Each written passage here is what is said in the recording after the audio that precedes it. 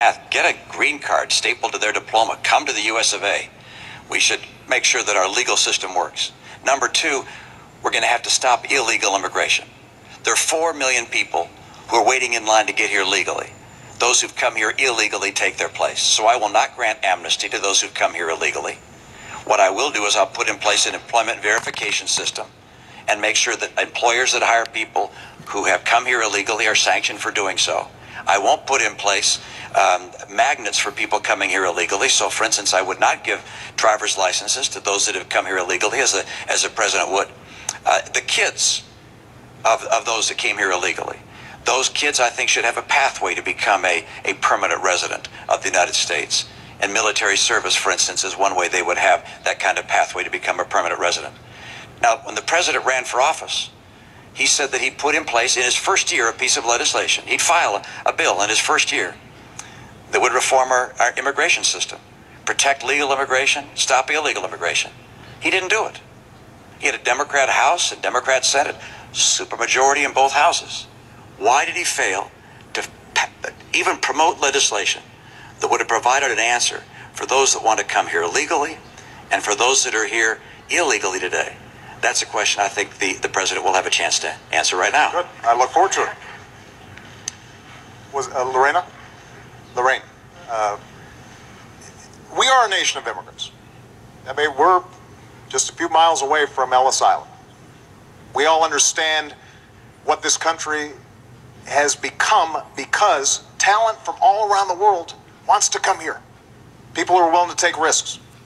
People who want to build on their dreams and make sure their kids have even bigger dreams than they have.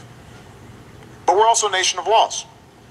So what I've said is we need to fix a broken immigration system, and I've done everything that I can on my own and sought cooperation from Congress to make sure that we fix this system.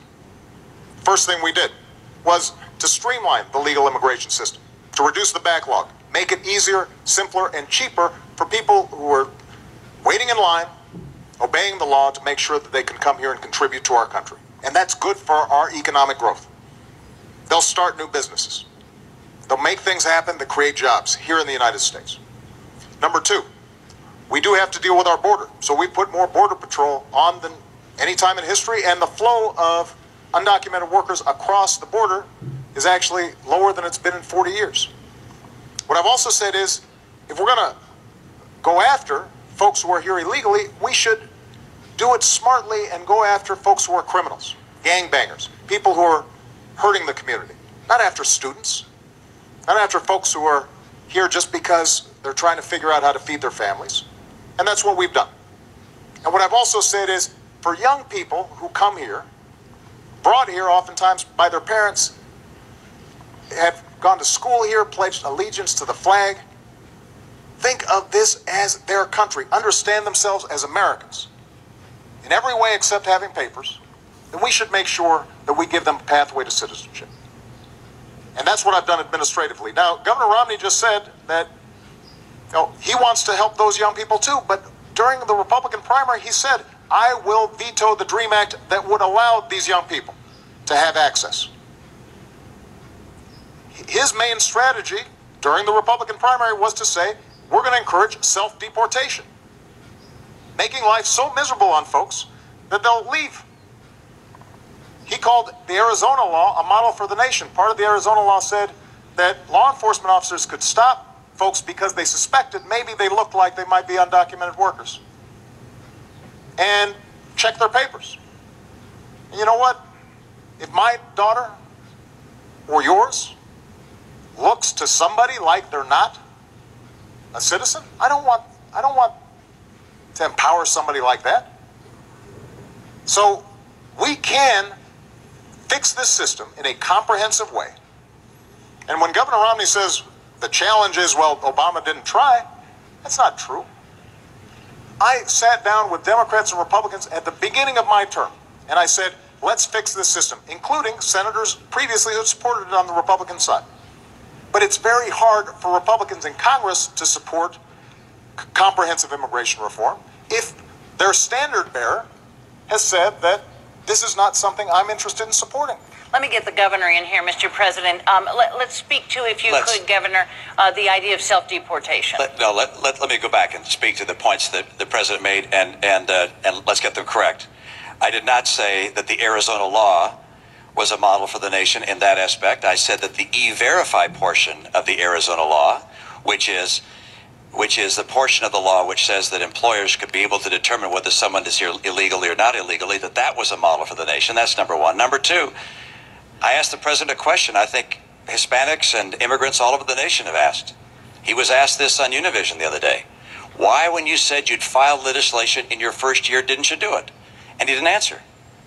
He doesn't answer that question. He said the standard bearer wasn't for it. I'm glad you thought I was a standard bearer 4 years ago, but I wasn't. 4 years ago, you said in your first year you would file legislation. In his first year, I was licking my wounds from having been beaten by John McCain. All right, I was not the standard bearer. My view is that this president should have honored his promise to do as he said. Now, let me mention one other thing, and that is self-deportation says let people make their own choice. What I was saying is we're not going to round up 12 million people, undocumented, illegals, and take them out of the nation. Instead, let people make their own choice. And if they find that they can't get the benefits here that they want, and they can't find the job they want, then they'll make a decision to go a place where they have better opportunities.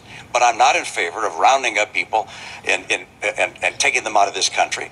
I am in favor, as the president has said, and I agree with him, which is that if people have committed crimes, we got to get them out of this country.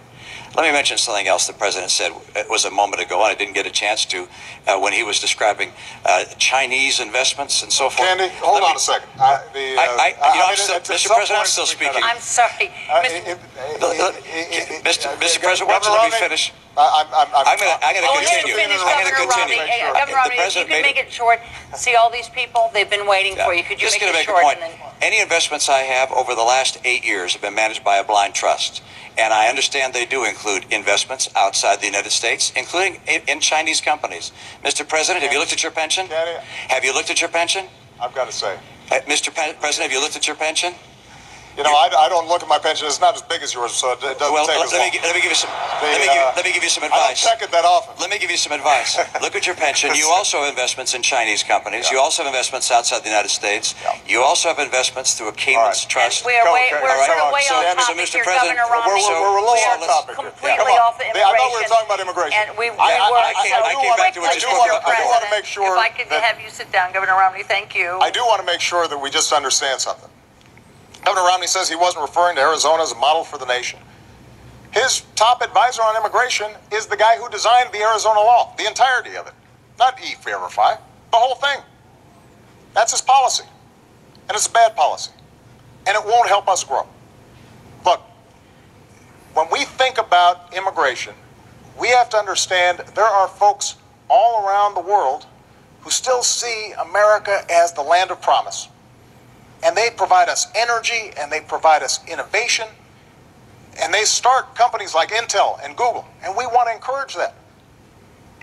Now, we've got to make sure that we do it in a smart way, in a comprehensive way, and we make the legal system better. But when we make this into a divisive political issue, and when we don't have bipartisan support, I can deliver, Governor, a whole bunch of Democrats to get comprehensive immigration reform done, and we can't. I'll get it done. First year. We have not seen Mr. President, let me move you on serious here, about please. this issue at all. Mr. And it's time for them to get serious on it. This used to be a bipartisan issue. Right. Don't go away, because I'm here. I want you to talk to Carrie Lybia, who wants to switch a topic for us. Okay. Hi, Karen. Good evening, Mr. President. I'm sorry, what's your name? It's Carrie Lybia. Great to see you. This question actually comes from a brain trust of my friends at Global Telecom Supply in Mineola yesterday. We were sitting around talking about Libya, and we were reading and became aware of reports that the State Department refused extra security for our embassy in Benghazi, Libya, prior to the attacks that killed 4 Americans. Who was it that denied enhanced security, and why? Well, let me first of all talk about our diplomats, because they serve all around the world and do an incredible job in a very dangerous situation. And these aren't just representatives of the United States, they're my representatives. I send them there, oftentimes into harm's way. I know these folks, and I know their families. So nobody's more concerned about their safety and security than I am. So as soon as we found out that the Benghazi consulate was being overrun, I was on the phone with my national security team, and I gave them 3 instructions. Number 1, beef up our security and procedures, not just in Libya, but in every embassy and consulate in the region. Number 2, investigate exactly what happened, regardless of where the facts lead us, to make sure that folks are held accountable and it doesn't happen again. And number 3, we are going to find out who did this and we're going to hunt them down. Because one of the things that I've said throughout my presidency is when folks mess with Americans, we go after them. Now, Governor Romney had a very different response. While we were still dealing with our diplomats being threatened, Governor Romney put out a press release trying to make political points. And that's not how a commander-in-chief operates. You don't turn national security into a political issue. Certainly not right when it's happening. And not everybody agrees with some of the decisions I've made. But when it comes to our national security, I mean what I say. I said I'd end the war in Libya, in Iraq, and I did.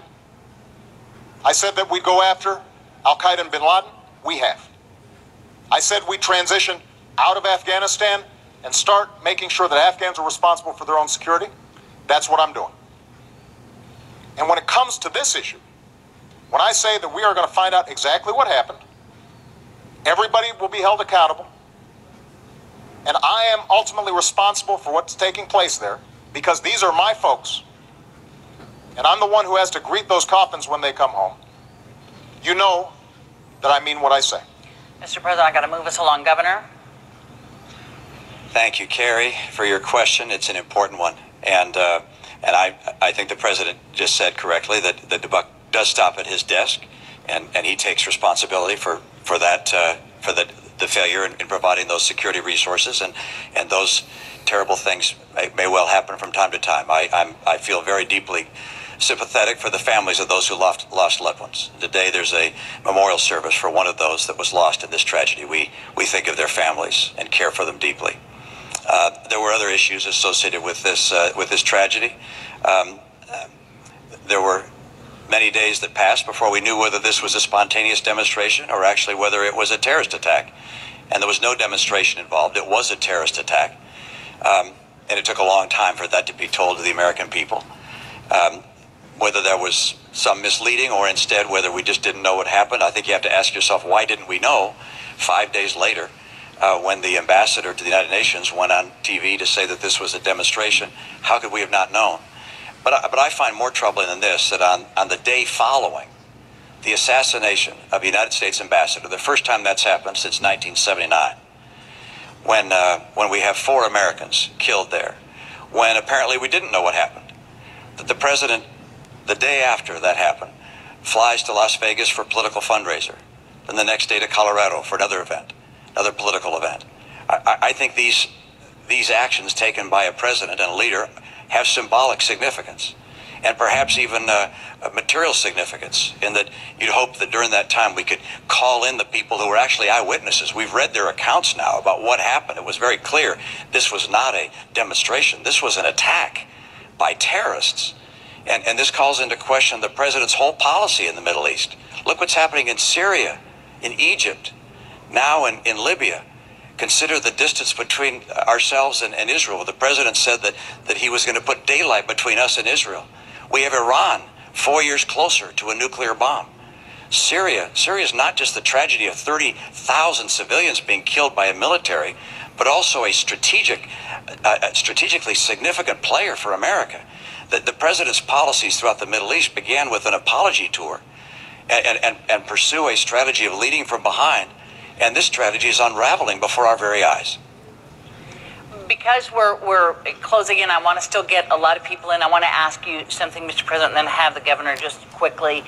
Your Secretary of State, as I'm sure you know, has said that she takes full responsibility for the attack on the diplomatic mission in Benghazi. Does the buck stop with your Secretary of State as far as what went on here? Secretary Clinton has done an extraordinary job.